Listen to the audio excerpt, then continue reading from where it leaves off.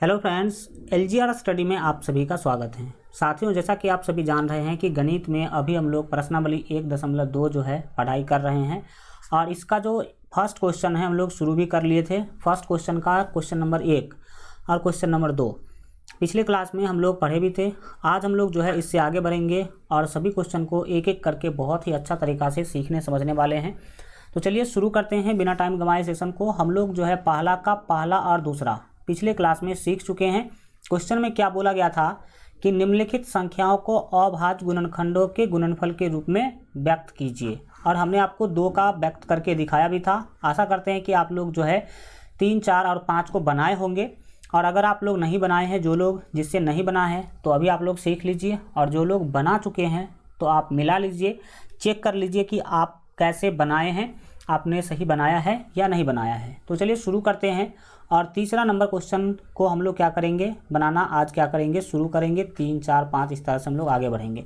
तीसरा number question को देखेंगे ध्यान से तो आपको पता चलेगा कि 3825 है। तो आप क्या करेंगे, 3825 का आपको निकालना है पहला तो अभाज्य गुणनखंड। तो आप यहाँ पर क्या कीजिए, 3825 का अभाज्य गुणनखंड निकाल लीजिए। तो इसमें 2 से नहीं लगेगा। अगर 3 से बात करें तो 3 और 3 दूना 6, 3 चौके 12, 3 से भी नहीं लगेगा तो 5 से लगा लीजिए। किससे लगा लीजिए? 5 से। 5 से भाग देंगे तो 5 सत्ते 35 होता है। गेट लगा दीजिए पूरा। 5 सत्ते क्या होगा सर? 35 होगा। 5 सत्ते 35, 38 में से 35 गया तो बचा 3। 3 पर ये 2 जाएगा तो हो जाएगा 32, और 5 छक्के फिर लगा सकते हैं आप 30। 5 छक्के कितना होगा सर? 30। 30 में से 30 घटा लेंगे, 32 में से 2 बचेगा, 2 पर ये 5 आएगा तो 25, और 5 हो जाएगा 25। इस बार फिर आप 5 से लगा लीजिए। किससे लगा लीजिए? 5 से। तो 5 का 5 होगा। 7 में से 5 अगर घटा देंगे तो 2 बचेगा, 2 पर ये 6 आएगा तो 26 होगा। 26 में आप लगा लीजिए 5 से, तो 5 होगा सर 25। 5 कितना होगा? 25। 26 में से 25 गया तो 1 पर 5 आया तो 15, 5 तिया 15। 5 से लगाने का क्या मतलब है? हमने आपको कई बार बताया कि 5 से लगाने का मतलब है 5 से भाग देना। इस बार सर आप कितना से भाग देने वाले हैं, कितना से लगाने वाले हैं? तो हमारा मानिए तो 3 से लगा दीजिए। 3 पंचे 15 हो जाएगा, और 3 का क्या होगा सर? तो 1 मिनट, हाँ 3 पंचे 15 और 3 का 3। ठीक, तो आप अगर 51 को 3 से गुना करते हैं तो 153 हो जाएगा। अब फिर आप सर कितना से लगाने वाले हैं? तो इस बार भी 3 से ही लगाइए, क्योंकि आप सभी जानते हैं कि 17 तिया 51 कितना जानते हैं? 17 तिया 51 जानते हैं। तो 3 आया 2 बार, 5 भी आया 2 बार, और 17 1 बार। तो हम इसको 3 गुने 3 गुने 5 गुने 5 और गुने 17 लिख सकते हैं। ठीक, अब इसको आप देखेंगे, हमने जैसा कि बताया था कि जो भी चीज़ जितना बार आया होगा उसका पावर उतना हम लिख सकते हैं। तो 3 आया है 2 बार, तो यहाँ पर हम 3 का पावर 2 लिख सकते हैं। फिर 5 भी आया है, यहाँ पर देखेंगे तो 2 बार, तो हम 5 का पावर क्या कर सकते हैं? 2 लिख सकते हैं। और 17 को हम 17 ही क्या कर सकते हैं? लिखेंगे। अब बढ़िए आगे, और आगे की चीज़ों को समझते हैं। जो आपके 3 के बाद जो 4 नंबर क्वेश्चन है इसको क्या करेंगे, सीखेंगे। तो आइए हम अब जो है हम लोग 4 नंबर क्वेश्चन को क्या करते हैं, सीखने की कोशिश करते हैं। 4 नंबर क्वेश्चन में है 5005। क्या है सर जी? 5005, यानी कि ये 5005 है। 5005 का आप वही काम करेंगे। सबसे पहले अभाज्य गुणनखंड क्या कर लेंगे, निकाल लेंगे भाग विधि से। तो सबसे पहला आपको लगाना है 5 से। 5 से जब लगाइएगा तो 5 से 5 को भाग दीजिएगा तो 1, फिर ये 00 और 5 का 5 हो जाएगा। इस बार आप लगा लीजिए 7 से। 7 से लगाने का क्या फ़ायदा होगा वो देखिएगा। देखिए 10 में 7 से भाग दीजिएगा तो 7 का 7। 10 में से 7 गया तो 3। 3 पर ये 0 आया तो 30। 30 में आप 7 से भाग दीजिए तो 7 चौके 28 होता है। 7 चौके कितना होता है? 28 होता है। 30 में से 28 गया तो 2, 2 पर ये 1 आएगा तो 21, तो 7 तिया 21, तो 143 हो गया। कितना हो गया? 143। 143 में अब आप लगा दीजिए 11 से। 11 से लगाएंगे तो 11 का 11। 14 में से 11 गया तो 3, 3 पर ये 3 आएगा तो 33, 33 11 तिया 33, यानी कि 13। तो आप जो है 5 गुने 7 गुने 11 गुने 13 क्या लिख सकते हैं सर इसको? 5 गुने 7 गुने 11 गुने 13 आप लिख सकते हैं। इसका अभाज्य गुणनखंड इतना हो जाएगा। इसके बाद हम बढ़ेंगे आगे और आप जो है 7429 को अगर बना के रखे हैं पहले से, अगर आपने बनाया था तो एक बार चेक कर लीजिए इसको। जो आपका 5वां क्वेश्चन है वो क्या पूछ रहा है, 7429 पूछ रहा है आपका, 7429। तो सर आप इसका भी वही काम करेंगे, पहले तो भाग विधि से अभाज्य गुणनखंड कहीं बगल में आपको क्या करना है, लिख लेना है। तो हमें 7429 का निकालना होगा अभाज्य गुणनखंड। निकालिए। इसमें आपको हल्का दिमाग लगाना होगा। सबसे पहले आपको डायरेक्ट 17 से लगाना होगा, क्योंकि 17 से पहले किसी भी संख्या से इसमें भाग नहीं लगेगा। तो लगाइए। 17 चौका होता है 68, तो 74 में से अगर 68 घटाएंगे तो क्या होगा, तो 74 में से आप क्या करेंगे, 68 घटाएंगे तो मिलेगा आपको 74 में से 68 घटाएंगे तो 6 मिलेगा, 6 पर ये 2 आएगा तो 62 में 17 से भाग दीजिए। तो आपको पता होगा कि 17 तिया 51, 17 तिया कितना होगा, 51 होगा। अब 62 में से 51 घटाएंगे तो 9 और 2 बचेगा आपको कितना, ये 11 बच जाएगा। ठीक, 11 पर 2 आएगा तो आप 9 आएगा तो 119 होगा, और 17 सत्ते 119 होता है। ठीक, तो ये कैंसिल हो गया। अगर आपको इसमें समझने में कोई दिक्कत हो तो आप डायरेक्ट क्या कीजिए, 17 से 7429 में भाग दीजिए। 17 से 7429 में भाग दीजिएगा तो आपको 437 ही मिलेगा। अब फिर आप क्या करेंगे, कितना से लगाएंगे, तो अब लगाइएगा आप 19 से। भाई साहब ये NCERT है, NCERT का बहुत सारे टीचर गला घोंट देते हैं और वो कहते हैं कि NCERT मत पढ़ो, ये मोटा मोटा बुक पढ़ो। लेकिन मैं बताता हूँ इसका असली कारण क्या है। NCERT नहीं पढ़ाने का असली कारण क्या है। NCERT नहीं पढ़ाने का असली कारण ये है कि NCERT का एक एक सवाल ऐसा होता है जिसमें बच्चे को हेल्प लेना ही पड़ता है। ठीक, अगर आप ज़्यादा एडवांस स्टूडेंट नहीं है तो आपको हेल्प लेना ही पड़ेगा। इसका मतलब है कि एक एक क्वेश्चन NCERT का टीचर को बनाना पड़ता है, बताना पड़ता है। यही कारण है कि NCERT को ही छोड़ देते हैं कई सारे लोग। हम जानते हैं NCERT हल्का कठिन है, इसमें प्रत्येक क्वेश्चन नया मोड़ लेता है, इसमें नया नया चीज़ें हमको ऐड करना पड़ता है प्रत्येक क्वेश्चन में, तो भारी है। तो क्या करें, NCERT को छोड़ के चल जाएंगे या फिर इसको छोड़ देंगे। भारी है तो भारी से भागना तो हमें नहीं ना है, हमें भारी का सामना करना है, तब तो हम सीख पाएंगे। यही कारण आप देख पा रहे होंगे कि सभी क्वेश्चन में अलग अलग आपको यह जो है चीज़ें करना पड़ेगा। अब लगा लीजिए 19 से, 19 दूना 38 होता है, आप सभी जानते हैं। 43 में से 38 घटाइएगा तो आपको मिलेगा 5, और 5 पर यह आएगा 7 तो 57, 19 तिया 57, फिर 3 से लगा देंगे तो 17 गुने 19 गुने 23। ये डायरेक्ट आपको क्या लिखना है, 17 गुने 19 और गुने 23 लिखना है। इस तरीक़ा से आप क्या कर सकते हैं, फर्स्ट क्वेश्चन को आराम से बना सकते हैं। तो ये तो हमने अभाज्य गुणनखंड निकालना आपको सिखाया है कि किस तरह से आप किसी भी संख्या का अभाज्य गुणनखंड निकाल करके उसको गुणनफल के रूप में लिखेंगे। एग्जाम में कैसे क्वेश्चन आएगा हमने आपको बताया भी था। पूछेगा कि 3825 के अभाज्य गुणनखंड में, 3825 के अभाज्य गुणनखंड में 5 का घात कितना होगा, 5 का घात क्या होगा। तो आप कैसे एग्जाम में बता पाएंगे। तो सबसे पहले तो आपको ये लिखना पड़ेगा, ये वाला चीज़ क्या होगा, लिखना पड़ेगा। आपको क्वेश्चन पूछा है कि 3825 के अभाज्य गुणनखंड में 5 का घात कितना होगा, तो लिखेंगे तब तो आपको पता चलेगा कि हाँ 5 का घात 2 है, तो आपका आंसर कितना होगा, वहाँ पर 2 बनेगा। ठीक, तो इस तरीक़ा से आपके एग्जाम में क्वेश्चन पूछे जाएंगे इस वाले टॉपिक से। तो आप लोग इस तरह से क्या करेंगे, सॉल्व करके आएंगे, अपना सही आंसर जो है बना करके आएंगे। अब बढ़िए आगे अगले क्वेश्चन की तरफ हम लोग बढ़ते हैं। आपका जो 2 नंबर क्वेश्चन है वो सामने आ चुका है। अब इसको हम लोग ध्यान से सीखने समझने की कोशिश करेंगे। तो अब आप लोग फोकस कीजिए सीखने पर। 2 नंबर क्वेश्चन क्या पूछ रहा है, इस पर गौर कीजिए। क्वेश्चन है कि पूर्णांकों के निम्नलिखित युग्मों के HCF और LCM ज्ञात कीजिए। पहला काम क्या बोला आपको, HCF और LCM ज्ञात कीजिए, तथा दूसरा काम क्या बोला कि इसकी जाँच कीजिए कि 2 संख्याओं का गुणनफल बराबर HCF गुने LCM है। मतलब पहला क्वेश्चन में भी 2 संख्या दिया हुआ है, इसके दूसरा क्वेश्चन में भी 2 संख्या दिया हुआ है, और तीसरा क्वेश्चन में भी आपको 2 संख्या दिया हुआ है। तो सभी दोनों, जैसे पहला क्वेश्चन आप बनाने के लिए जाएंगे तो इसका पहले आपको HCF निकालना है, फिर LCM निकालना है, और HCF और LCM निकालने के बाद ये वाला फार्मूला भी पहला क्वेश्चन के लिए सिद्ध करना है। फिर दूसरा क्वेश्चन में जाना है इस दोनों संख्या का HCF और LCM निकालना है। और फिर दूसरा क्वेश्चन के लिए भी आपको ये वाला जो फार्मूला है वो हम आपको पहले ही पढ़ा चुके हैं, दो संख्याओं का गुणनफल बराबर HCF गुने LCM। ये फार्मूला सिद्ध करना है, जांच करना है कि ये फार्मूला इस क्वेश्चन के लिए सही है कि नहीं। और सेम प्रोसेस आपको तीसरा क्वेश्चन के लिए भी करना है। आइए हम लोग एक क्वेश्चन को हल करके ही क्या कर लेते हैं, देख लेते हैं। तो जब आप हल करने के लिए आइएगा तो क्या कीजिएगा, सबसे पहले समझिए। आपको जैसे पहला का हम हल करने के लिए आ रहे हैं तो हम सबसे पहले से दोनों संख्या का HCF और LCM निकालेंगे। आपको पता होना चाहिए कि HCF और LCM निकालने का आपके पास 2-3 विधि है। पहला विधि जो है भाग विधि है, और भाग विधि आप लोग बचपन में खूब पढ़े होंगे, हमने आपको पिछले क्लास में बताया भी था। तो भाग विधि है। दूसरा यूक्लिड विभाजन प्रमेय से भी आप HCF निकालते हैं, तो दूसरा हो गया यूक्लिड विभाजन प्रमेय का। और तीसरा आगे हम आपको सिखाने वाले हैं गुणनखंड विधि।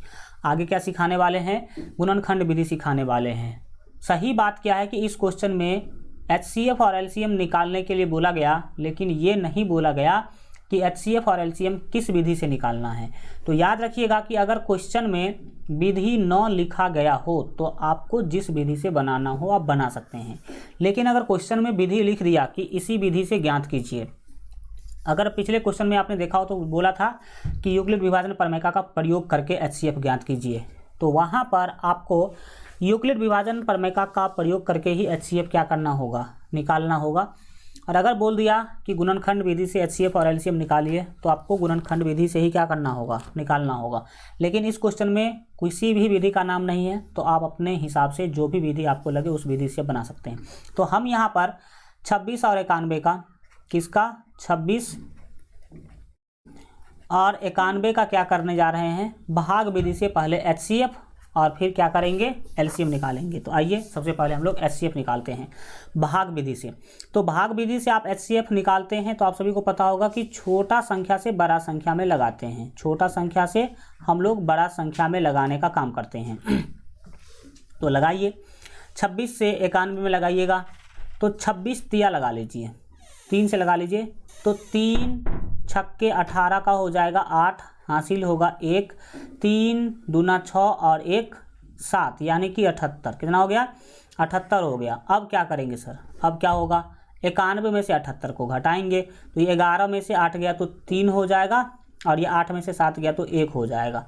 अब जो आपको शेष बचा उसके सामने इसको उतारते हैं, तो ये 26 हम क्या कर लेंगे, यहाँ पर उतार लेंगे। और फिर आप ऐसे आगे की ओर बॉक्स बढ़ाएंगे और 13 दूना 26, 13 दूना 26 आप सभी जानते हैं। यहाँ पर आगे आपको 0, तो यहाँ पर आपको HCF मिल गया, तो लिखेंगे इसीलिए HCF बराबर। तो सर आपको HCF क्या मिला, आपको HCF मिल गया 13। कितना मिला, ये जो लास्ट से जिससे आपने लगाया है वही क्या होगा, HCF होगा। तो HCF आपको मिल गया 13। फिर हम क्या करेंगे, इसका निकालेंगे LCM। क्या निकालेंगे, LCM निकालेंगे। आप नीचे नीचे निकालिएगा, हम बगल में निकाल लेते हैं। LCM निकालने के लिए भी हम लोग भाग विधि का ही प्रयोग करेंगे। 26 का और 91 का LCM निकालने के लिए भी हम लोग भाग विधि का ही प्रयोग करेंगे। तो करिए प्रयोग। हम यहाँ पर देख पा रहे हैं कि 13 से ही आपको लगाना पड़ेगा, 13 से लगा देंगे। 13 दूना 26 होता है और 13 सत्ते 91 होता है। तो इसीलिए अगर बात किया जाए कि LCM कितना होगा, तो आप सभी को पता है 13 गुने 2 गुने 7 होगा। कितना होगा, तो एकदम बिल्कुल ठीक है। यहाँ पर आपको 13 गुने 2 और गुने क्या करना पड़ेगा, 7 करना पड़ेगा। तो इसको सॉल्व कर लीजिए। 13 दूना 26 और 26 सत्ते 182। 26 सत्ते आप 26 को 7 से गुना करेंगे तो क्या मिलेगा, 182 मिलेगा। तो आपने 2 काम कर लिया, HCF और LCM निकालने का। अब आपको क्वेश्चन में बोला गया था कि जांच करके दिखाइए कि दो संख्याओं का गुणनफल बराबर HCF गुने LCM इस क्वेश्चन के लिए सत्य है कि नहीं है। तो लिखेंगे इसीलिए दो संख्याओं का गुणनफल बराबर, क्या लिखेंगे, दो संख्याओं का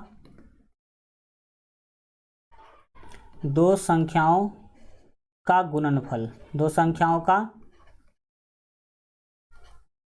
ये जो देख सकते हैं लिखा जो फार्मूला, इसके बारे में बात कर रहे हैं हम। दो संख्याओं का हम लोग लिखेंगे गुणनफल, ठीक। दो संख्याओं का गुणनफल बराबर आप सभी जानते हैं होता है HCF गुने LCM। तो यहाँ पर आप सभी साथी बताइए कि दो संख्या है कौन कौन। तो फर्स्ट क्वेश्चन में दो संख्या है 26 और 91, तो इसका गुणनफल यानी कि 26 गुने 91, और ये जो बराबर होगा वो उसी दो संख्या के HCF और LCM के बराबर होगा। तो इसी दोनों संख्या का HCF कितना आया है, तो HCF आया है इस दोनों संख्या का 13, और इस दो संख्या का LCM कितना आया है, तो इस दो संख्या का LCM आया है 182। कितना आया है, 182। अब आप इस दोनों को क्या करेंगे, आप इस दोनों को बाएं तरफ गुना कीजिए, 26 को 91 से गुना कीजिए। तो 26 को 91 से गुना कर लीजिए। हम यहाँ पर कर देते हैं, 26 को आपको गुना करना है 91 से, तो कीजिए। 26 को 1 से गुना करेंगे तो ये भाई साहब कितना होगा, 26 ही होगा। 6 नमा 54 का 4 होगा, हासिल 5 होगा। 2 नमा 18 और 5 हो जाएगा 23। 18 5 कितना होगा, 23 होगा। यानी कि ये हो गया सर आपका 6, 2 और 4 ये भी 6, और ये 23 तो 23 ही होगा। यानी कि 26 91 को गुना किए तो आपको मिला 23 66। 23 क्या हुआ, 2366 मिला। अब आप 13 को 182 से क्या करेंगे, गुना करेंगे। तो आइए ये सब काम जो है आप रफ में कीजिएगा, लास्ट में कीजिएगा। अगर एग्जाम में करेंगे तो ये लास्ट में आपको रफ करना है, ये रफ का काम क्वेश्चन के सामने नहीं करेंगे। 13 को 182 से गुना करना है, तो 182 को हम 13 से गुना कर लेंगे। तो 2 तिया 6, 8 त्रिक 24 का 4 हासिल 2, 1 तिया 3 2 5। फिर 1 से 182 को गुना करेंगे तो 182 ही मिलेगा, 182 ही मिलेगा। ये हो जाएगा 6, 4 2 ये 6, 5 8 13 का 3 हासिल 1, तो ये भी 2366 आ गया। ये कितना आ गया सर, तो ये भी 2366 आ गया। तो इसका क्या मतलब है, 2366 आ गया। अब बाएं तरफ देखिए और दाहिने तरफ देखिए, दोनों बराबर है कि नहीं।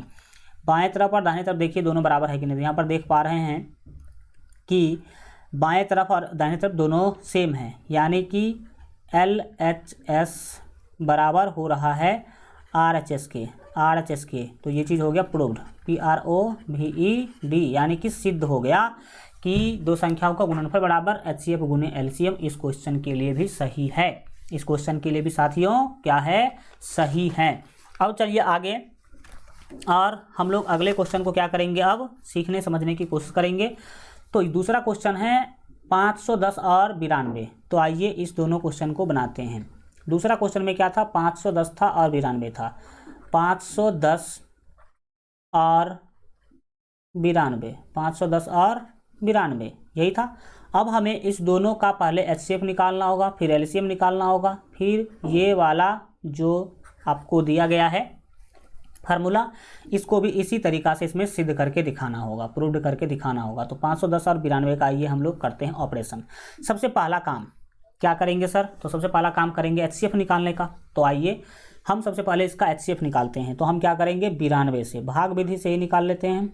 92 से लगाएंगे 510 में, किस में, 510 में। तो लगाइए। पहली बात तो आपको कितना से लगा लेना चाहिए, 5 से लगा लेना चाहिए। तो 5 से लगाइए। तो 92 को 5 से गुना कीजिएगा तो 460 होगा। देखिए 5 दूना 10 का 0 हासिल 1, 5 नमा 45 और 1 46, यानी कि 460, 460 मिल गया।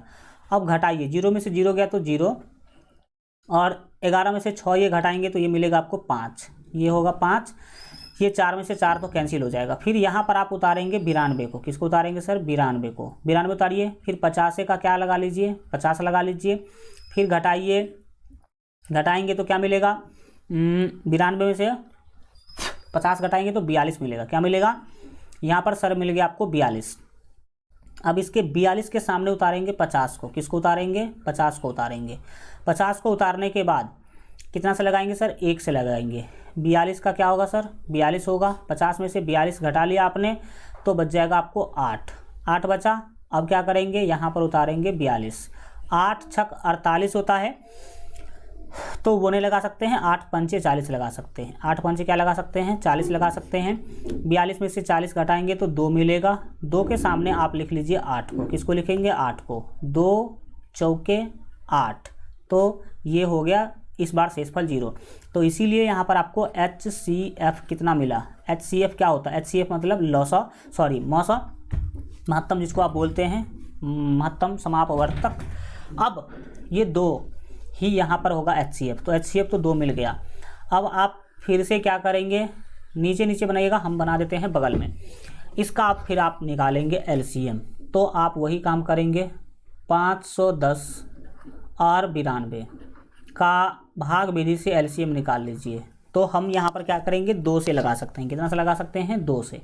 2 से लगाइएगा, 510 का आधा होगा 255, 255 होगा, कॉमा 92 का आधा होगा 46, 92 का आधा क्या होगा, 46 होगा। अब क्या करें सर, किससे लगाएं, तो याद रखिएगा 255 और 46 में किसी से भी भाग नहीं लगेगा। तो आप क्या कीजिए, LCM दोनों का निकाल लीजिए। तो लिखेंगे इसीलिए LCM बराबर ये 2 गुने 255 और गुने 46 जो आएगा वही क्या होगा, LCM होगा। तो हम इसका गुना जो है वो कर देते हैं कैलकुलेटर से फास्ट में, लेकिन आप लोग कैलकुलेटर का यूज़ मत कीजिएगा, आप लोग हाथ से मैनुअली जो है बनाने की कोशिश कीजिएगा। अच्छा, हम आपको गुना करके ही दिखा देते हैं, उसमें ही क्या होगा, ज़्यादा फायदा होगा। ये जो 255 आपको दिख रहा है, 1 मिनट, अब पूरा 55 फ्रेश दिख रहा होगा। देखिए 2 से पहले 255 को गुना करेंगे, तो 255 को 2 से गुना करेंगे तो ये 510 हो जाएगा। कितना हो जाएगा, 510। तो आपने देख लिया कि 510 मिल गया। 510 को आपको अब 46 से गुना करना है, तो 46 से गुना कीजिए। 0 को 6 से गुना करेंगे तो 0, 1 को 6 से गुना करेंगे तो 6 और 5 छक्के 30। फिर 0 को 4 से गुना करेंगे तो ये होगा 0, 1 चौके हो जाएगा 4 और 5 चौके हो जाएगा 20। तो अब इस दोनों को जोड़ लीजिए, जोड़ने के बाद क्या होगा, 0 6, ये होगा 4, ये होगा 3 और ये होगा 2, 23 46 0। आपको कितना मिला सर जी, 23 46 0 मिला। दोनों को गुना करने के बाद LCM कितना आ गया, 23 46 0 आ गया, ये याद रखिएगा। अब हम इसको, ये जो गुना है वो तो आपने कर लिया, अब वहाँ LCM लिख देंगे 23 46 0। कितना आया सर LCM, तो LCM आया 23 46 0, यानी कि 23,460 ये हो गया इसका LCM। तो HCF और LCM आपने निकाल लिया। अब क्वेश्चन में बोला था कि 2 संख्याओं का गुणनफल बराबर HCF गुने LCM होता है, ये जांच करके बताइए। तो लिखेंगे इसीलिए 2 संख्याओं का गुणनफल बराबर 2 संख्याओं का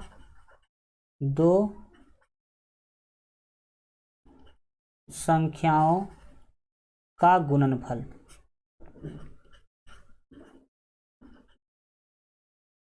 दो संख्याओं का गुणनफल बराबर HCF गुने LCM, HCF और गुने क्या होगा, LCM। तो अब दोनों संख्याओं का गुणनफल बाएं लिखेंगे और HCF गुने LCM दाहिने लिखेंगे। तो दोनों संख्या था कौन, तो 510 था सर, 510 और 92 था, और ये बराबर HCF गुने LCM, HCF था 2, LCM आया है 23 46 0, 23 46 0। अब बाएं तरफ दाहिने तरफ गुना कीजिए और देखिए क्या आता है क्या नहीं आता है। तो चलिए हम गुना कर देते हैं, आप लोग मिलाने की क्या करेंगे, कोशिश करेंगे। देखिए सबसे पहला क्या करना होगा, हमें 510 को 92 से गुना करना होगा, 510 को गुना करना होगा 92 से। तो मैं फास्ट गुना कर दिया हूँ। 510 को अगर आप 92 से गुना करेंगे तो 46,920 होगा। कितना होगा सर, 46,920 होगा। फिर बराबर 2 से 23 को आप क्या करेंगे, 23,460 को गुना कीजिएगा। तो वैसे भी जानते हैं कि 23 दूना होगा 46, 23 दूना कितना होगा सर, 46 होगा।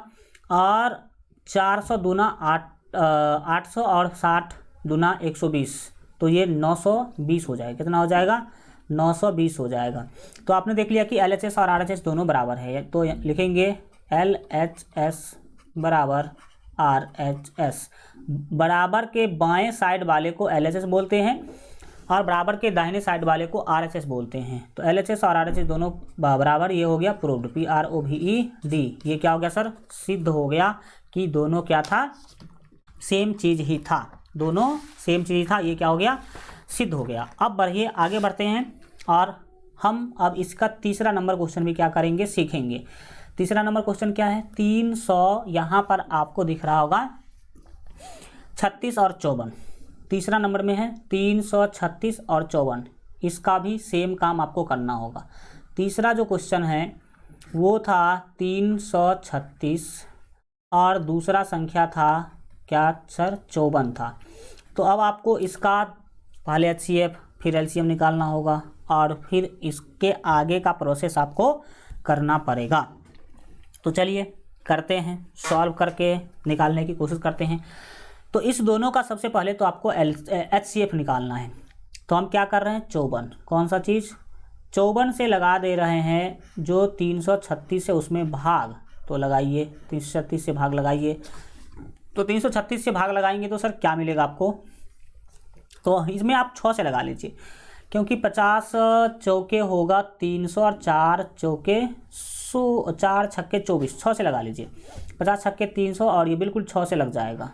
6 चौके 24 का 4 होगा, हासिल 2 होगा, 6 पंचे 30 और 2 32, यानी कि 324 मिल गया। अब आप क्या करेंगे, घटाएंगे, 6 में से 4 गया तो यहाँ पर मिलेगा 2, 3 में से 2 गया तो 1 मिलेगा और ये तो सर कैंसिल हो जाएगा, 3 में से 3। अब आपको मिला 54। 54 में सब बताइए कितना से लगाना पड़ेगा आपको, तो 12 चौके 48 लगा लेते हैं। 12 चौके यहाँ पर हम क्या करेंगे, 48 लगा लेते हैं। आप घटाइए, अब 14 में से 8 गया तो ये 6 हो जाएगा, ये तो कैंसिल हो जाएगा। यहाँ पर उतारेंगे 12 को, 6 से 6 दूना हो जाएगा आपका 12। शेषफल मिला 0। शेषफल क्या मिला सर जी, शेषफल मिला आपको लड्डू, यानी कि 0 मिला। तो इसीलिए यहाँ पर अगर देखा जाए तो हम बोल सकते हैं कि HCF जो आपको मिला है वो 6 मिला है। अब हम क्या करेंगे, इसी दोनों संख्या का LCM भी निकाल लेंगे। तो चलिए LCM निकालते हैं। जो आपका 336 और 54 है, इसका हमें निकालना है LCM भाग विधि से। हम यहाँ ही निकाल देते हैं। तो लगाइए, 2 से लगा लीजिए सबसे पहली बार, 2 से लगाइएगा तो 168 होगा। 336 का आधा 168, 168 हो गया। 54 का आधा आप सभी जानते हैं 27 दूना 54। फिर आगे क्या करेंगे, कितना से लगाएंगे, तो इस बार 2 से नहीं लगने वाला है, 3 से लगा करके कोशिश कीजिए। देखिए 3 से, 3 पंचे 15 और 3 छक 18, 56 तो हो गया, और 3 सत्ते 21, ये भी लग गया सर। 3 नमा 27, सॉरी 3 नमा 27, ये 3 नमा 27 कट जाएगा। ठीक, तो अब कुछ हो सकता है क्या, अब कुछ नहीं होगा। अब आपको सीधा क्या करना होगा, गुना ही करना पड़ेगा। क्या करना पड़ेगा सर जी, गुना करना पड़ेगा। तो आइए अब हम लोग इसको गुना उना करके LCM निकाल लेते हैं। तो लिखेंगे इसीलिए LCM बराबर LCM क्या होगा, 2 गुने 3 गुने 56 और गुने 9। अब ये गुना कर लीजिए जल्दी से जल्दी। गुना करेंगे तो 2 को 3 से गुना करेंगे तो 2 तिया 6, और 6 को 9 से गुना करेंगे तो 54, और 54 को इस 56 से गुना करना होगा। 54 को किससे गुना करना होगा सर, 56 से गुना करना होगा। तो हम फास्टली कर देते हैं, आप लोग गुना कीजिएगा मैनुअली। 54 को गुना करना था सर हमें 56 से, तो 3024 आएगा। कितना आएगा सर, 3024। तो यहाँ पर हम लिख देंगे 3024 मिल गया। तो HCF और LCM दोनों काम आपने कर लिया। अब आपको क्या करना है, अब आपको वो जो फॉर्मूला है उसे सिद्ध करना है। तो लिखेंगे इसीलिए 2 संख्याओं का गुणनफल बराबर, 2 संख्याओं का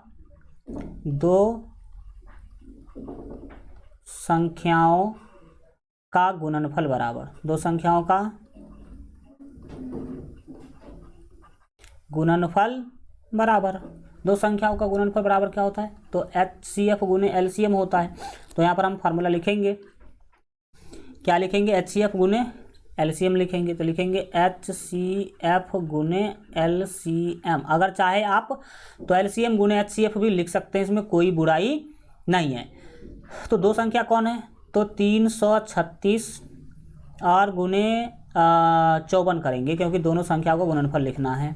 फिर HCF आपने निकाला है 6 और LCM कितना निकाला आपने, LCM निकाला है 324 आपने LCM निकाला है। अब इस दोनों को कर लीजिए सॉल्व। हम 336 को 54 से गुना करेंगे, तो हम फास्टली कर देते हैं। कितना, 336 गुने आपको करना है 54। 336 गुने 54 अगर भाई साहब आप करते हैं तो 18,144 मिलता है। कितना मिलता है, 18,144, 18,144। फिर दाहिने में 6 से 30 24 को गुना कीजिए, 6 गुने 324, 300 जो है 24 करना, तो ये भी 18,144 मिला। ये भी कितना मिला? ये भी मिला 18,144। तो आप देख सकते हैं कि LHS बराबर हो रहा है RHS। ये हो गया प्रूव्ड, PROVED। LHS बराबर RHS मिल गया आपको। इसका मतलब ये क्या हो गया? सिद्ध हो गया, प्रूव्ड हो गया। अगर इस तरह से स्टेप बाय स्टेप आप अपने एग्जाम में क्वेश्चन को सॉल्व करेंगे, एक भी दिक्कत नहीं आएगा, आराम से आप सब कुछ कर सकते हैं। अब हम लोग 3 नंबर क्वेश्चन के पास आ चुके हैं। हम लोग HCF और LCM निकालने का 2 विधि सीखे हैं। एक तो है यूक्लिड विभाजन प्रमेय का, और आप लोग बचपन में ही एक विधि पढ़े होंगे, भाग विधि। कौन सा विधि? भाग विधि। लेकिन आज एक नया विधि हम लोग सीखने वाले हैं, जिसको कहेंगे गुणनखंड विधि। कौन सा बोलेंगे? गुणनखंड विधि। आपको बोल ही दिया कि अभाज्य गुणनखंड विधि द्वारा निम्नलिखित पूर्णांकों के HCF और LCM ज्ञात कीजिए। यहाँ पर आप देख पा रहे होंगे कि फर्स्ट में 3 गो संख्या दिया हुआ है। इस तीनों का HCF और LCM भी निकालना है, लेकिन विधि क्या होगा? अभाज्य गुणनखंड विधि। तो आइए सीखेंगे कि अभाज्य गुणनखंड विधि के द्वारा किसी भी संख्या का HCF और LCM कैसे निकाला जाता है। तो रेडी हैं आप लोग? तो चलिए शुरू करते हैं, चीज़ों को सीखने समझने की कोशिश करेंगे। जब आप हल करने के लिए आइएगा तो सबसे पहला काम क्या करना है, समझने की कोशिश कीजिए। जो आपको 12, 15 और 21 दिया गया है, उसका अभाज्य गुणनखंड निकाल लीजिए। तो 12 का जो अभाज्य गुणनखंड है, 2 से देंगे तो ये 6 होगा, फिर 2 से देंगे तो 3 होगा। यानी कि 12 को हम लिख सकते हैं 2 गुने 2 गुने 3। इसी को आप 2 का पावर 2 और गुने 3 भी लिख सकते हैं। बिल्कुल ठीक सर, क्योंकि 2 बार लिखा हुआ था, तो 2 का पावर 2 और गुने 3 भी लिखा जा सकता है। अब इसी में 15 था, तो 15 का भी अभाज्य गुणनखंड आपको इसके जस्ट नीचे लिख लेना है। तो 15 का जो अभाज्य गुणनखंड लिखेंगे, इसमें 3 से लगा देंगे, 3 पंचे 15, यानी कि 3 गुने 5 हम लिख सकते हैं। इसके अलावा कुछ भी नहीं लिख सकते हैं। ठीक, इसके बाद आप 21 के बारे में सोचेंगे, और 21 का भी अभाज्य गुणनखंड पहले निकालेंगे। तो 21 का अभाज्य गुणनखंड निकालेंगे, 3 से देंगे, 3 सत्ते 21, यानी कि 3 गुने 7, 3 गुने 7 लिख सकते हैं। अब पहला काम आपने कर लिया, पहला काम आपने कर लिया। क्या कर लिया? पहला काम आपको बोला गया था, हमने बोला कि भाई पहले अभाज्य गुणनखंड निकाल लीजिएगा, और अब हम HCF निकालेंगे और LCM निकालेंगे। तो लिखेंगे इसीलिए HCF बराबर। तो यहाँ पर देखेंगे, पहले आप एक चीज़ समझ लीजिए कि HCF क्या होगा और LCM क्या होगा। तो याद रखिएगा, जो सभी में दिख रहा हो, जो संख्या तीनों में दिख रहा हो, यहाँ भी दिख रहा हो, यहाँ भी दिख रहा हो और यहाँ भी दिख रहा हो, तीनों में जो संख्या दिख रहा हो, उसमें सबसे कम पावर वाला HCF कहलाता है। सबसे कम पावर वाला को लेंगे और वही क्या कहलाएगा? HCF कहलाएगा। तो जो तीनों में कॉमन हो, तीनों में कॉमन हो, यानी कि तीनों में दिख रहा हो। तो सर 2 यहाँ दिख रहा है, लेकिन इस दोनों में 2 नहीं दिख रहा है। अब बात करते हैं 3 का। 3 यहाँ दिख रहा है, इसमें भी 3 दिख रहा है और इसमें भी 3 दिख रहा है, यानी कि 3 जो है ये तीनों के अभाज्य गुणनखंड में कॉमन है। तो जो तीनों में दिख रहा हो उसमें देखिएगा कि सबसे छोटा पावर, यानी कि सबसे कम पावर वाला कौन है। तो यहाँ भी पावर 1, यहाँ भी पावर 1 और यहाँ भी पावर 1। तो सबसे कम पावर वाला कौन हुआ? 1 ही ना हुआ। ये 3 का पावर 1 ही हुआ, यानी कि 3 हो जाएगा आपका HCF। ठीक, तो कुछ समझा आपने? HCF क्या होगा? जो तीनों में कॉमन हो, उसमें सबसे कम पावर वाला लेते हैं और वही क्या कहलाता है? HCF कहलाता है। तो इसका आपने HCF निकालना क्या कर लिया सर? सीख लिया। अब दूसरा चीज़ आपको LCM निकालना है। तो लिखेंगे एवं LCM बराबर। अब सर बताइए कि LCM कौन होगा? तो देखिएगा कि तीनों का गुणनखंड कौन कौन सा है। तो तीनों का गुणनखंड में है 2, 3, 5 और 7। 2, 3, 5 और 7, इतना संख्या तीनों के गुणनखंड में दिख रहा है, इतना संख्या तीनों के गुणनखंड में दिख रहा है। तो अब देखिए 2 दिख रहा है तो हम 2 को भी ले लेंगे, फिर 3 दिख रहा है तो हम गुना के रूप में 3 को भी ले लेंगे, फिर 5 दिख रहा है तो 5 को भी लिख लेंगे, और 7 दिख रहा है तो हम 7 को भी लिख लेंगे। अब पावर की बारी आती है। इस तीनों के गुणनखंड में आपने देखा कि यही 2, 3, 5 और 7 दिख रहा है। आप बोलेंगे कि सर 3 तो तीनों में दिख रहा है, कोई दिक्कत नहीं है, केवल हमें संख्या से मतलब है। 3 कितना बार दिख रहा है उससे मतलब नहीं है। अब एक बात देखिएगा, जो संख्या गुणनखंड में है उस सभी को लिख लीजिए, और देखिए कि सबसे बड़ा पावर कौन है। जैसे 2 लिखा आपने, तो इस तीनों में 2 का सबसे बड़ा पावर कौन है, तो सबसे बड़ा पावर सर 2 एक बार ही लिखा गया और उसका पावर 2 है, तो हम इसको लिख लेंगे उसका पावर 2। उसका पावर क्या लिख लेंगे, 2 लिख लेंगे। अब देखिए 3 का सबसे बड़ा पावर कौन है इस तीनों में, तो सर 3 का सबसे बड़ा पावर क्या होगा, सबका पावर तो एक ही है, तो 3 का सबसे बड़ा पावर एक ही होगा। 5 देखिए 5 एक जगह पर ही है तो इसका पावर तो एक ही होगा, और 7 एक जगह पर है तो इसका पावर भी एक ही होगा। यानी कि सभी गुणनखंडों का सबसे बड़ा पावर वाला आप लेकर के गुना कर लीजिए। सबसे बड़ा पावर वाला लेकर के आप क्या कर लेंगे, गुना कर लेंगे। तो 2 जो गुणनखंड है उसका सबसे बड़ा पावर 2 था, 3 का एक ही था, 5 का सबसे बड़ा पावर एक ही था, और 7 का भी सबसे बड़ा पावर वाला एक ही था। अब इस सभी को क्या करेंगे आप भाई साहब, गुना करेंगे। इस सभी को क्या करेंगे, तो गुना करेंगे। तो आइए गुना करते हैं और देखते हैं कि कैसे क्या आपको मिलने वाला। देखिए 2 का स्क्वायर होगा सर 4, 4 को 3 से गुना करेंगे तो 4 तिया 12, 12 को 5 से गुना करेंगे तो 12 पंचे 60, और 60 को 7 से गुना कीजिए तो 7 छक 42, यानी कि 420 आपका यहाँ पर हो गया HCF। तो इस तरह से आप क्या कर सकते हैं, HCF जो है निकाल सकते हैं। इस तरह से HCF क्या कर सकते हैं, निकाल सकते हैं। यही आपका फाइनल आंसर होगा। हम जानते हैं कि आपको बहुत सारे बच्चे को तो समझ में आ गया होगा, लेकिन कुछ बच्चों को कन्फ्यूजन होगा, तो आप टेंशन नहीं लीजिए। हम लोग अभी जस्ट इसका दूसरा और तीसरा क्वेश्चन भी बनाएंगे तो आपको आराम से समझ में आ जाएगा। ठीक, चलिए अब हम दूसरा क्वेश्चन की बात करते हैं। 17, 23 और 29 वाले का क्या है सर, 17 है, 23 और 29 है। तीसरा क्वेश्चन का जो दूसरा क्वेश्चन है उसमें 3 संख्या है, एक है 17, दूसरा है 23 और एक संख्या है 29। एक संख्या क्या है सर जी, 29 है। तो आप क्या करेंगे, पहले 17 का अभाज्य गुणनखंड निकालेंगे। तो याद रखिएगा कि 17 का अभाज्य गुणनखंड कुछ नहीं होगा, आप उसको 17 गुने 1 लिख सकते हैं, बहुत से बहुत, यानी कि 1 गुने 17 लिख सकते हैं, क्योंकि इसका कोई भी संख्या से भाग नहीं लगेगा। 23 भी अभाज्य संख्या है तो इसको भी आप 1 गुने 23 लिख सकते हैं। 29 का भी वही हाल है, 29 का भी अभाज्य गुणनखंड निकालेंगे, उसमें किसी से भाग लगेगा ही नहीं, तो 29 गुने 1 लिख सकते हैं। तो इसीलिए HCF सर क्या होगा, HCF क्या होगा, हम बोले थे कि जो तीनों में दिख रहा हो, यानी कि जो तीनों में कॉमन हो उसका सबसे कम पावर वाला ही लेते हैं। तो तीनों में सर 1 दिख रहा है और सभी जगह पर पावर 1 1 ही है, तो यहाँ पर HCF हो जाएगा 1। कुछ नहीं दिख रहा था तो क्या दिखेगा, 1 दिखेगा। एवं अब निकालेंगे LCM। एवं क्या निकालेंगे, LCM। LCM निकालने के लिए जब आइए तो देखिए कि गुणनखंड कौन कौन सा है। तो गुणनखंड में कौन कौन सा है, तो गुणनखंड में 17 है, 23 है, 29 है।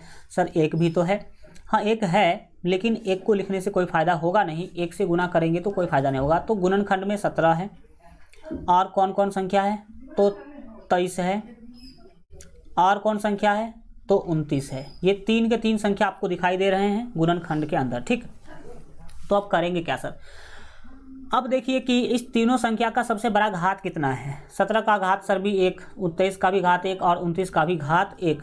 तो 17 गुने 23 गुने 29 कर लीजिए, आपको आराम से जो वैल्यू मिलेगा वही होगा इसका HCF। वही क्या होगा, इसका HCF होगा। तो हम यहाँ पर गुना कर लेते हैं, गुना कर लेते हैं, कर लीजिए। 17 गुने 23 कर लीजिए, 1 मिनट। 17 गुने आपको करना है 23 और फिर गुने करना है 29। तो हम कर देते हैं, आप लोग फास्ट में कर लीजिएगा। 11,339 मिला। क्या मिला सर जी, तो आपको जो यहाँ पर LCM मिला, 1 मिनट रुकने की कोशिश करेंगे, बिल्कुल ठीक ही जा रहा है। इसका जो है दूसरा क्वेश्चन बिल्कुल ठीक है, तो आप इसको कर लीजिए। 11, 33 और 9 होगा, 11 33 क्या होगा सर 9 होगा, समझिएगा। 17 गुने 23 गुने 29 कीजिएगा तो 11,339 मिलेगा। तो ये इसका एलसीएम हो गया। तो इस तरह से आप एलसीएम और एचसीएफ दोनों क्या कर लिए, इसका निकाल लिए। इसके बाद तीसरा क्वेश्चन है 8, 9 और 25। तीसरा क्वेश्चन क्या है सर जी? तीसरा जो इसका क्वेश्चन है वो है 8, 9 और 25। तो आप 8, 9 एवं 25, 8, 9 एवं 25 का क्या करने वाले हैं, तो आप निकालने वाले हैं एचसीएफ और एलसीएम, वो भी गुणनखंड विधि से। तो सबसे पहला काम क्या करना होगा, 8 का अभाज्य गुणनखंड निकालना होगा। तो सर 8 का अभाज्य गुणनखंड निकालिएगा तो 2 से दीजिएगा, 2 चौके 8, फिर 2 से दीजिएगा, 2 दूना 4, यानी कि 8 को लिख सकते हैं 2 गुने 2 गुने 2, और इसको 2 का पावर 3 भी लिख सकते हैं, ठीक। फिर 9, तो 9 में देखिए 9 को लिख सकते हैं 3 गुने 3, 3 गुने 3 लिख सकते हैं, और इसको 3 का पावर 2 लिख सकते हैं आप। इसके बाद आता है आपका 25।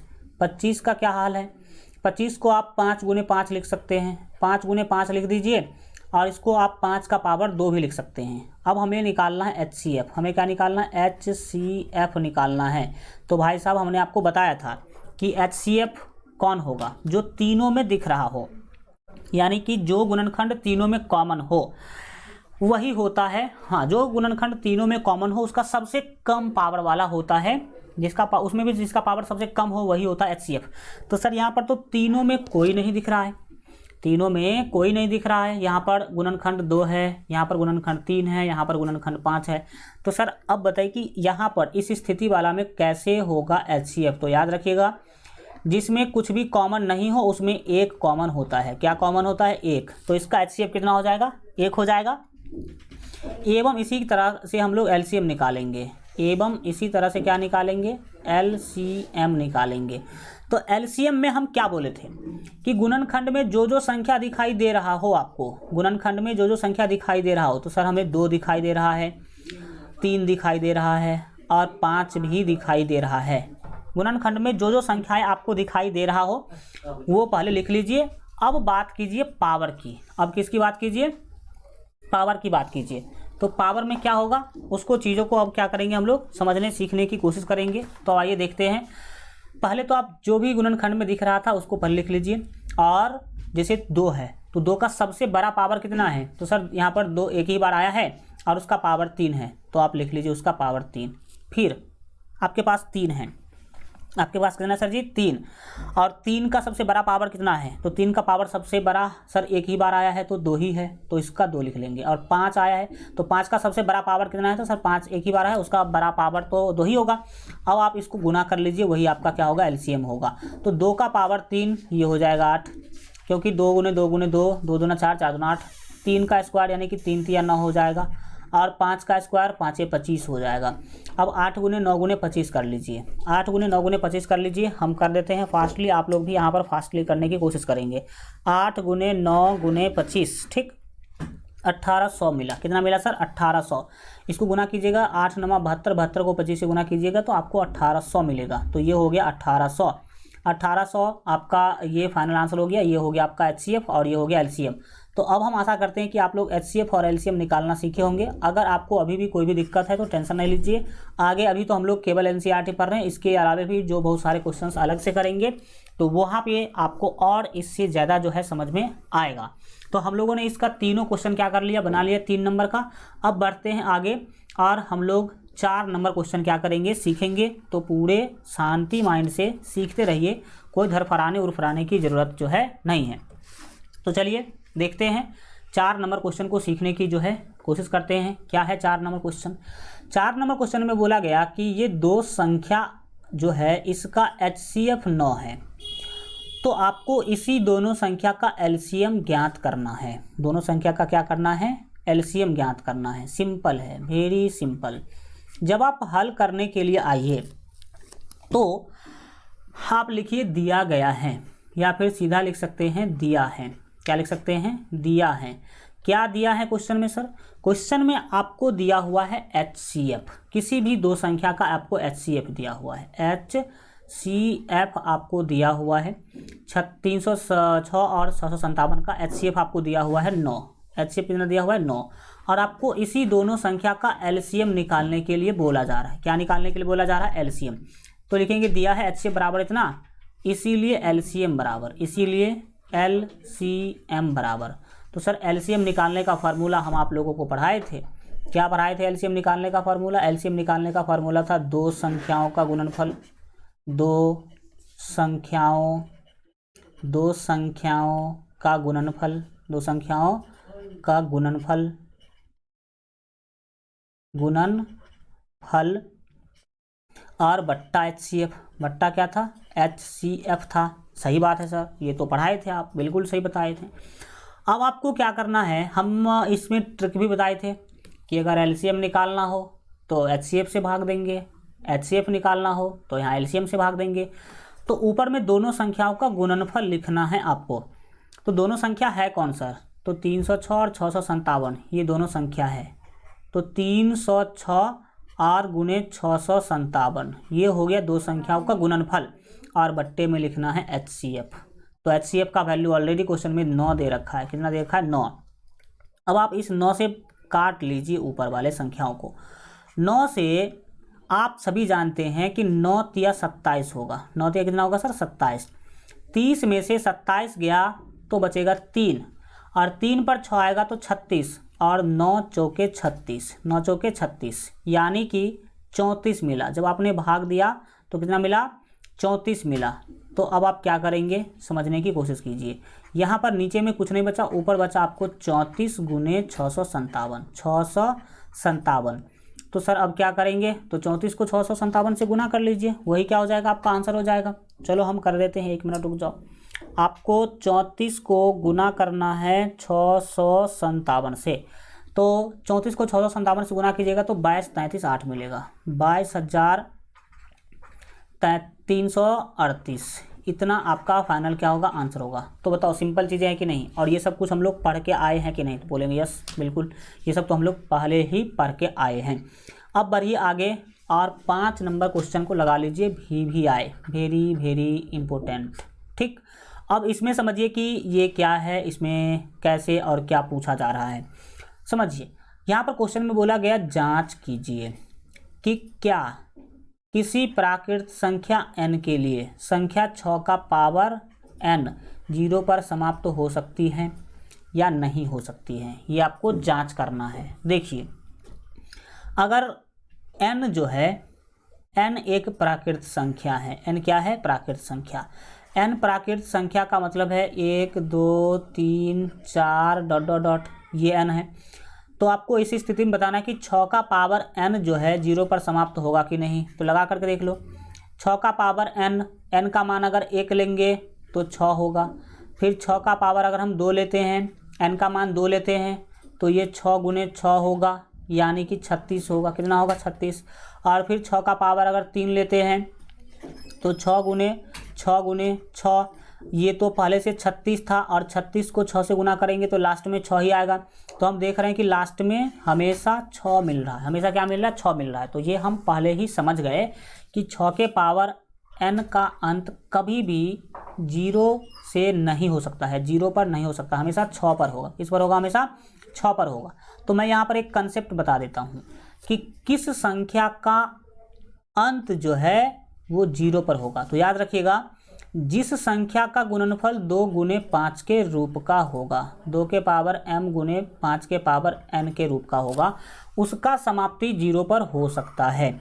लेकिन 6 का जो गुणनखंड है वो 2 गुने 3 है। 6 को तो 2 गुने 3 लिख सकते हैं, 2 गुने 5 तो लिख नहीं सकते हैं। तो इसीलिए याद रखिएगा कि 6 के पावर n का अंत कभी भी 0 पर नहीं होगा, क्योंकि इसका गुणनखंड इसके रूप का नहीं है, यानी कि 2 गुने 5 के रूप का नहीं है। तो किसका अंत 0 पर होगा? तो दुनिया में जिस भी संख्या का गुणनखंड 2 गुने 5 के रूप का होगा, उसका अंत 0 पर हो सकता है। तो ये मोटा मोटी चीज़ तो हम लोग समझ गए। अब इसको सिस्टमैटिक आप अपने एग्जाम में कैसे लिखेंगे वो समझने की अब आप कीजिए कोशिश। क्या करना है आपको समझिए। सबसे पहले लिखना है जो 6 का पावर n है, इसको आप x मान लीजिए या कुछ भी मान लीजिए, a मान लीजिए। लिखते हैं माना कि a बराबर 6 का पावर n, a बराबर 6 का पावर n।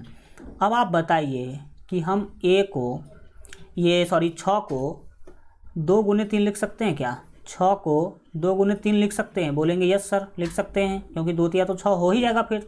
अब फिर आप बताइए कि a बराबर क्या मिला आपको। तो देखिए n 2 पर भी जाएगा और 3 पर भी जाएगा, तो ये हो जाएगा 2 का पावर n गुने 3 का पावर n, गुने 3 का पावर क्या होगा? n होगा। अब आप बताइए कि यहाँ पर जो 6 का पावर n है उसका गुणनखंड 2 और गुने 3 मिल रहा है, लेकिन हम जानते हैं किसी भी संख्या का अंत 0 पर कब होता है? जब उसका गुणनखंड 2 गुने 5 के रूप का हो। तो यहाँ पर हम लिखेंगे एक छोटा सा लाइन, क्या लिखेंगे? लिखेंगे हम जानते हैं कि, क्या लिखेंगे? हम जानते हैं कि, हम जानते हैं कि किसी भी संख्या का, हम जानते हैं कि किसी भी संख्या का अंत, किसी भी संख्या का अंत शून्य में तभी होगा। किसी भी संख्या का अंत शून्य यानी कि 0 में तभी होगा जब हल्का जब को अच्छा से लिख देते हैं, क्या लिखेंगे? जब लिखेंगे जब उसका गुणनखंड, जब उसका गुणनखंड,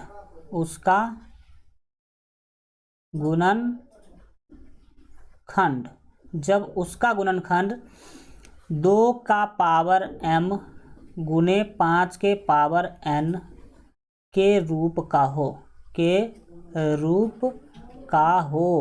रूप का हो। मतलब क्या समझा आपने? आपने समझा कि किसी भी संख्या का अंत जो है शून्य में तभी होता है जब उसका गुणनखंड क्या हो? 2 गुने 5 के रूप का हो। साधारण भाषा में समझ लीजिए। लेकिन लिखेंगे, लेकिन यहाँ क्या लिखेंगे? लेकिन यहाँ क्या है सर? लेकिन यहाँ पर जो a का गुणनखंड है, a का जो गुणनखंड है वो 2 का पावर n गुने 3 का पावर n है कि नहीं? 2 का पावर n गुने 3 का पावर n है। तो आप बताइए कि कभी भी a जो है, a यानी कि 6 का पावर n 0 पर अंत कर सकता है? नहीं कर सकता, क्योंकि इसका गुणनखंड 2 गुने 5 नहीं है। तो लिखेंगे अतः 6 का पावर n, अतः 6 का पावर n का अंत शून्य में, 6 के पावर n का अंत शून्य में, किसमें? शून्य में नहीं हो सकता, शून्य में नहीं हो सकता, शून्य में नहीं हो सकता है। समझ में आ गया चीज़ें? आप इसी, अगर ये क्वेश्चन एग्जाम में आता है तो आप सेम टू सेम ऐसे ही क्या करेंगे? बनाएंगे। आपका 1 मार्क भी नहीं कटेगा और इस तरह से आप अच्छा से अच्छा तरीका से क्या कर पाएंगे? अपना मार्क प्राप्त कर पाएंगे। 5 के बाद हम लोग चलते हैं 6 नंबर क्वेश्चन की तरफ। आज हम लोग ये प्रश्नावली 1.2 कंप्लीट ही कर लेते हैं और कल आपका जो है ये चैप्टर ही कंप्लीट हो जाएगा। कल क्या हो जाएगा? ये चैप्टर ही कंप्लीट हो जाएगा। तो आइए समझने की कोशिश करते हैं 6 नंबर क्वेश्चन को। आपको हमने पढ़ा रखा है अंक गणित का आधारभूत प्रमेय, उसी प्रमेय से रिलेटेड यह क्वेश्चन है। अंक गणित के आधारभूत प्रमेय से संबंधित ही यह क्वेश्चन है। तो आइए कैसे बनाएंगे। क्वेश्चन है कि व्याख्या कीजिए कि 7 गुने 11 गुने 13 प्लस 13 और 7 गुने 6 गुने 5 गुने 4 गुने 3 गुने 1 प्लस 5 अभाज्य संख्या है। आपको बताना है कि ये दोनों अभाज्य संख्या है कि नहीं, इसका व्याख्या करना है तो क्यों है, नहीं है तो क्यों नहीं है, ये बताना है आपको। तो मैं आपको बताया था, क्या बताया था? मैंने आपको बताया था कि कोई भी संख्या भाज्य संख्या होगा तो उसको हम अभाज्य संख्या के गुणनफल के रूप में लिख पाएंगे। तो उसे हम अभाज्य संख्या के गुणनफल के रूप में क्या कर पाएंगे? लिख पाएंगे। तो हम लोग इस दोनों संख्या को अभाज्य संख्या के गुणनफल के रूप में लिखने की क्या करते हैं, कोशिश करते हैं। अगर लिख पाए तो भाज्य होगा, नहीं लिख पाए तो अभाज्य होगा। इसके लिए हम क्या करते हैं, इस दोनों को कुछ नाम दे देते हैं। इसको a बोल देते हैं और इस वाले संख्या को b बोल देते हैं। हम लिख देते हैं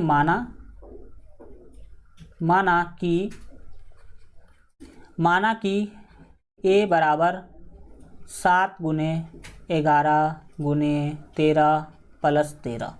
इसको तो हम a मान लिए और इसको b मान लेते हैं और लिख देते हैं और b बराबर 7 गुने 6 गुने 5 गुने 4 गुने 3 गुने 2 और गुने 1 और प्लस 5 गुने 1 और प्लस 5। अब हम इस दोनों a और b दोनों संख्या को अभाज्य संख्या के गुणनफल के रूप में लिखने का कोशिश करेंगे। दोनों को अभाज्य संख्या के गुणनफल के रूप में लिखने का कोशिश करेंगे। अगर लिख पाए तो ये भाज्य होगा, नहीं लिख पाए तो ये अभाज्य होगा।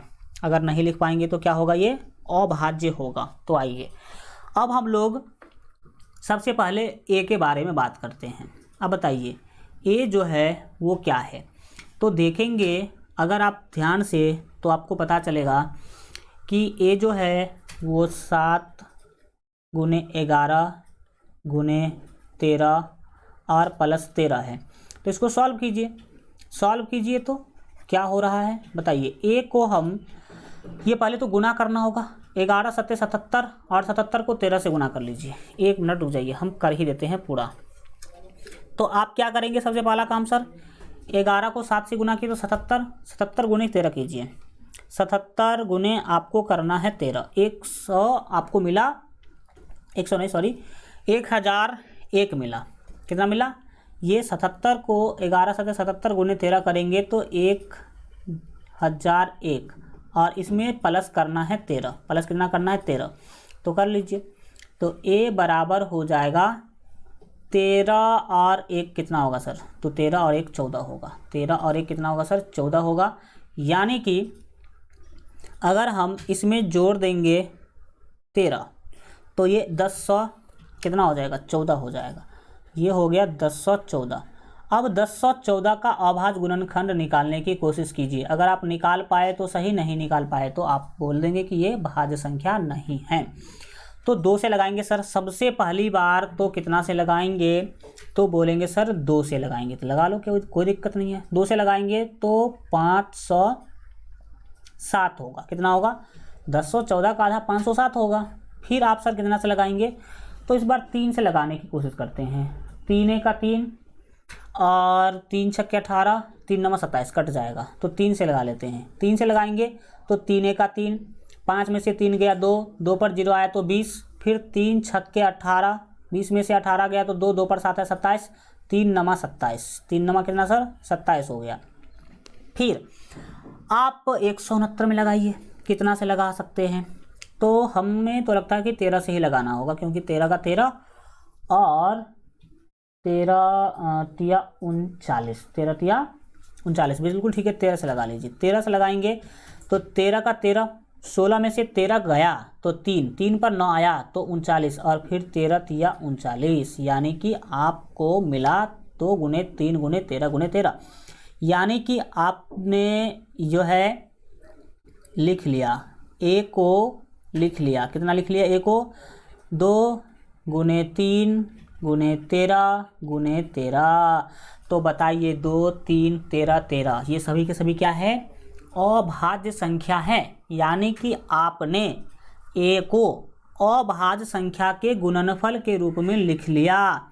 और हम बताए थे कि जिस भी संख्या को आप अगर अभाज्य संख्या के गुणनफल के रूप में लिख पाएंगे वो भाज्य संख्या होगा। वो क्या होगा, भाज्य संख्या होगा। तो हम यहाँ पर एक छोटा सा लाइन लिखेंगे। क्या लिखेंगे लाइन, वो देखिए। ये चीज़ तो आप समझ गए होंगे, इसको हटा देते हैं, इसको आपको रफ में लिख लेना है। अब यहाँ पर हम एक लाइन लिखेंगे चूँकि, क्या लिखेंगे, चूँकि ए अभाज्य गुणनखंडों का गुणनफल है। ए क्या है, अभाज्य गुणनखंडों का, अभाज्य गुणनखंडों का गुणनफल खंडों का गुणनफल है, गुणनखंडों का गुणनफल है। सही बात है भाई, ए को आपने अभाज्य गुणनखंड के रूप में तोड़ दिया है, ए अभाज्य गुणनखंडों का गुणनफल है। अतः अतः अतः हमने बोला था कि जिसको भी आप अभाज्य गुणनखंडों के गुणनफल के रूप में व्यक्त कर पाएंगे वो कैसी संख्याएं होगी, तो वो होगी सर भाज्य संख्याएं। तो लिखेंगे अतः ए भाज्य संख्या है, अतः ए भाज्य संख्या है, अतः ए क्या है, भाज्य संख्या है। समझ में आ गया। इस तरह से आप डिटेल में बना सकते हैं। हमने एक को तो सर दिखा दिया कि ये भाज्य संख्या है, अब बी को दिखाइए, बी भाज्य संख्या है कि भाज्य संख्या नहीं है, कैसे करेंगे। तो पहले इसमें जो बी को इतना गुना प्लस के रूप में लिखा है इसको पहले सॉल्व करेंगे, फिर उसका अभाज्य गुणनखंड निकालेंगे, अभाज्य गुणनखंड निकल गया तो बोलेंगे ये भाज्य है, नहीं निकला तो बोलेंगे ये भाज्य नहीं है। हम अब लिखेंगे पुनः बी के बारे में बात करेंगे, तो लिखते हैं यहाँ आगे ही चले जाते हैं, लिखेंगे पुनः, क्या लिखेंगे सर, पुनः बी बराबर, क्या बराबर, पुनः बी बराबर। तो सर बी क्या था, देख लीजिए बी क्या था, एक ये 7 से लेके 1 तक था और प्लस में 5 था। तो करिए 7 गुने 6 गुने 5 गुने 4 गुने 3 गुने 2 गुने 1 और प्लस 1। तो पहले तो आप इसको सॉल्व कीजिए। तो बताइए 1 से 2 को गुना कीजिएगा तो 2, 2 तिया 6, 6 चौके 24 और 24 को अब आपको इस सभी से क्या करना होगा, गुना करना होगा। तो कर देते हैं, 1 मिनट रुक जाओ, 1 मिनट रुक जाओ। आप लोग ये जो गुना है मैं फास्टली कर रहा हूँ ताकि आपका टाइम बचे। 1 दूना 2, 2 तिया 6, 6 चौके 24 मिला था आपको, क्या मिला था 24। 24 को गुना करना है पहले 5 से, गुना कर दिए 5 से, फिर इसको गुना करना होगा 6 से, तो 6 से गुना कर दिए, फिर गुना करना होगा 7 से, तो चलो भाई 7 से भी हम गुना कर दिए। तो आपको मिला 5040, कितना मिला, ये मिल गया आपको 5040। सभी को गुना करने के बाद आपको कितना मिला सर, ये 1 से लेकर 7 तक गुना किए तो 5040 मिला। हम यहाँ पर लिख देंगे 5040 और फिर प्लस उसमें 1 करना है, प्लस कितना करना है 1। तो आइए देखते हैं, b बराबर हो जाएगा 5041, 50 कितना हो जाएगा सर, 41 हो जाएगा। अब समझने की यहाँ पर करेंगे कोशिश आप, 5041 तो आपको क्या हो गया, मिल गया। अब इसको आप गुणनखंड के रूप में तोड़ने की क्या कीजिए, कोशिश कीजिए। ये हो पा रहा है कि नहीं हो पा रहा है, इसका भी क्या करेंगे हम लोग, व्याख्या करेंगे। तो आइए हम लोग सभी लोग मिलजुल करके इसको क्या करते हैं, सॉल्व करने की कोशिश करते हैं। इसको इस विधि से बनाइए तो ठीक है, आप इसको दूसरे विधि से भी क्या कर सकते हैं, बना सकते हैं। दूसरा विधि क्या है वो आप यहाँ पर समझने की कोशिश कीजिए। मैं इसको इससे भी सिंपल कर देता हूँ, इससे भी सिंपल कर देता हूँ। अब 5041 का आप गुणनखंड निकालने के लिए जाएंगे तो और भी क्या हो सकता है, समस्या हो सकता है, समस्या खड़ा हो सकता है। तो 8 5 40, 8 9 बिल्कुल वो ठीक है। हाँ 1 मिनट रुक जाइए, 1 मिनट, 5 फिर 6 और 7 ठीक है। 1 दूना 2, 2 तिया 6, 6 चौके 24, 24 हो गए थे। अच्छा इसको हम दूसरा विधि से बता देते हैं आपको, जो कि आराम से आप बना सकते हैं। 1 मिनट रुक जाओ, इसको दूसरा विधि से हम आपको सॉल्व, मतलब डायरेक्ट हम लोग गुणनखंड ही निकाल लेंगे। डायरेक्ट क्या निकाल लेंगे, गुणनखंड निकालेंगे। देखिए ये b है, आप बताइए कि प्लस के, अच्छा 1 मिनट, 1 मिनट रुकिए, 1 मिनट रुकिए। हल्का हम लग रहा है कि क्वेश्चन गलत लिख लिए हैं हम, नहीं क्वेश्चन हम लिख लिए हैं गलत, वही तो समस्या है भाई साहब। क्वेश्चन तो गलत लिख लिए थे, देखो यहाँ पर 5, क्या यहाँ पर 5 है, लेकिन हम क्या लिख लिए थे, वहाँ पर 1 लिख लिए थे। यही तो हमें समस्या लग रहा था कि आखिर समस्या खड़ा क्यों हो रहा है। तो ये सब आप धरफड़ी नहीं करेंगे, यहाँ पर 5 लिखना है आपको, क्या लिखना है 5। अब आइए हम यहाँ पर 1 न लिख करके क्या लिखेंगे, 5 लिखेंगे। 5 लिखेंगे तब आप किसी भी तरीक़ा से क्या कर सकते हैं, बना सकते हैं इसको। आइए हम 5 लिखना था हमें भाई साहब, चलो ठीक है। देखो यहाँ पर इसको 1 को 2 से गुना किया तो 2, 2 तिया 6, 6 चौके हुआ था 24 और 24 को 5 गुने 7 गुने 6 गुने 7 किए थे तो कितना मिला था, तो ये मिला था सर 5040। कितना मिला था, 5040 मिला था, 40 मिला था और ये प्लस में आएगा अब की बार 5, 1 आ रहा था प्लस में, इसीलिए हम देख पा रहे थे कि इसका तो गुणनखंड ही नहीं निकल पा रहा था। ठीक, तो आइए अब बन जाएगा। अब आप इसी विधि से क्या कर लीजिए, बना लीजिए। b बराबर आपको 50 और 45 मिल गया, 50 और कितना मिला 45। अब आप क्या करेंगे, 50 45 का अभाज्य गुणनखंड निकालने की कोशिश करेंगे। तो सबसे पहली बार 5 से लगा दीजिए। कितना से लगा दीजिए, 5 से लगाएंगे तो 5 1 का 5 कितना होगा सर, 5 1 का 5 होगा। और यहाँ पर एक जीरो आप क्या करेंगे, उतारेंगे सीधे समझिए ना, 10 पंचे 50। फिर एक 4 उतारेंगे तो नहीं लगेगा, 5 को भी उतारना पड़ेगा, तो एक जीरो लेंगे। अब 45 में पूरा लगा सकते हैं एक बार, 5 नमा 45, तो ये 10 0 9। अब हमें लगता है कि 10 0 9 में किसी से भी भाग नहीं लगेगा, तो आपको सीधा सीधा क्या करना है, लिख देना है b बराबर 5 गुने 10 0 9। b बराबर 5 गुने 10 0 9।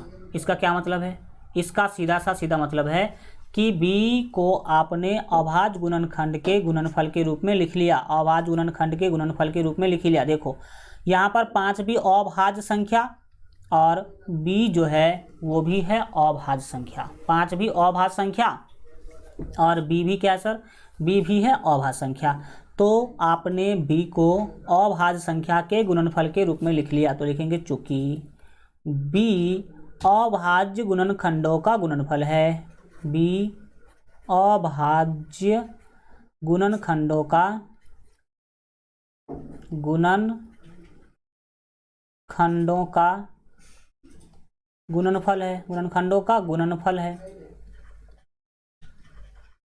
गुणनफल है। मतलब आपने अभाज्य गुणनखंडों के गुणनफल के रूप में आप b को लिख लिए, तो अतः b मतलब ये सारा का सारा संख्या को तो हम b ही माने थे, तो लिखेंगे अतः b एक भाज्य संख्या है, b एक भाज्य संख्या है, b क्या है, एक भाज्य संख्या है। समझ में आ गया चीज़ें। इस तरह से आपने ये क्वेश्चन भी बना लिया और एक इस चैप्टर का लास्ट क्वेश्चन है, समझिएगा। ये तो देखने में लंबा चौड़ा लग रहा है लेकिन बनेगा ये बहुत ही सिंपल मेथड से। बोला गया कि किसी खेल के मैदान के चारों ओर एक वृत्ताकार पथ है। वृत्ताकार पथ मतलब कुछ एक ऐसा रास्ता बना हुआ है। इस मैदान का एक चक्कर लगाने में सोनिया को 18 मिनट, जबकि इसी मैदान का एक चक्कर लगाने में रवि को 12 मिनट लगता है। मान लीजिए कि वे दोनों एक ही स्थान और एक ही दिशा पर चलना प्रारंभ करके एक ही दिशा में चलते हैं। कितने समय बाद वे पुनः प्रारंभिक स्थान पर मिलेंगे। देखो मान लो कि यहाँ सोनिया भी खड़ी है और यहाँ पर रवि भी खड़ा है। सोनिया का स्पीड है 18 मिनट में वो ये पूरा कर पाती है और रवि का स्पीड है 12 का। दोनों इधर के दिशा में ही चलना शुरू करते हैं, दोनों एक ही दिशा में चलना शुरू करते हैं, एक ही टाइम पर चलना शुरू करते हैं। तो क्या होगा, जब दोनों चलना शुरू करेंगे तो सानिया का स्पीड कम है और रवि का स्पीड फास्ट है। रवि का स्पीड ज़्यादा है तभी तो ये कम टाइम में एक चक्कर लगा पा रहा है। तो अब ये दोनों क्या होगा, इधर से चलना शुरू करेगा। तो बताइए कि कुछ दूर के बाद रवि निकल जाएगा आगे और सानिया रह जाएगी पीछे। सानिया क्या हो जाएगी, पीछे रह जाएगी।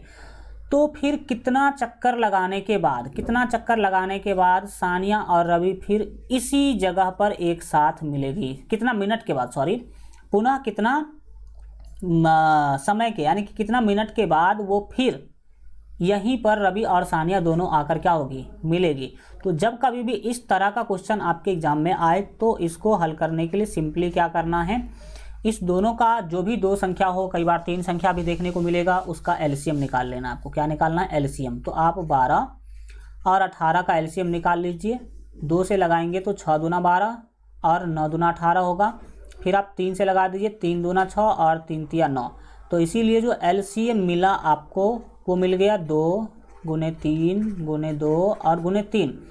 तो 2 तिया 6, 6 दूना 12 और 12 तिया 36, 12 तिया कितना 36 मिनट।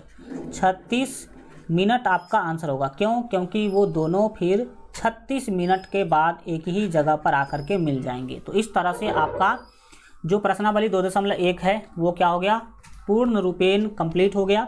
अब अगले क्लास में हम लोग क्या करेंगे, इससे आगे पढ़ने का जो है कोशिश करेंगे। तो आशा करते हैं कि आप लोगों को ये जो आज का क्लास है वो समझ में आया होगा। ठीक, थैंक यू सो मच। मिलेंगे फिर हम लोग अगले क्लास में, तब तक अपना ख्याल रखिए और LGR स्टडी देखते रहिए। Good bye.